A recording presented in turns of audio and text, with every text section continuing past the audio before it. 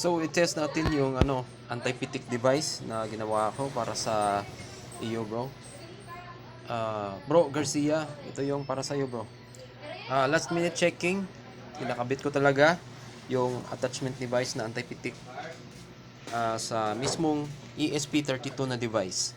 So, ganito lang talaga yung pagka-connect, bro. No more, no less. So, kailangan talaga i-solder mo sa ibabaw yung mga wires na may label at good to go ka na. So, namely yung mga wires, bro, ganito. Ito yung VCC 3 volts. Ito yung reset at ito yung ground. So, hanging tong isa to dahil patungo to sa sa paglalagyan ng coin bolt or nut ng coin slot mo.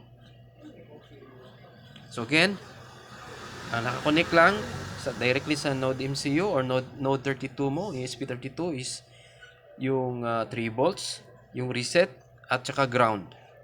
Ito, ESP32 to. So ang mangyayari pag kinabitan na natin, bro, ng power sa cellphone, na charger. So ito yung mangyayari, bro. Kapit na natin.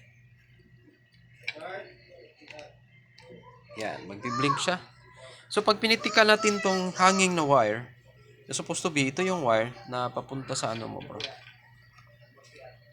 Ito yung wire na papunta sa coin slot mo. Coin slot bolt. So ito, bro, pag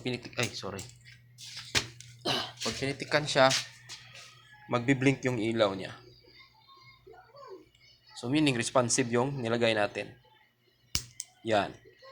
Pag pinitikan ko, may mag-iilaw. Yan. Pinitikan. Yan. So, pag ganun, okay na yung attachment na nilalagay mo sa sa Node ESP32. Ulit. Yan. Pitik ulit. Yan.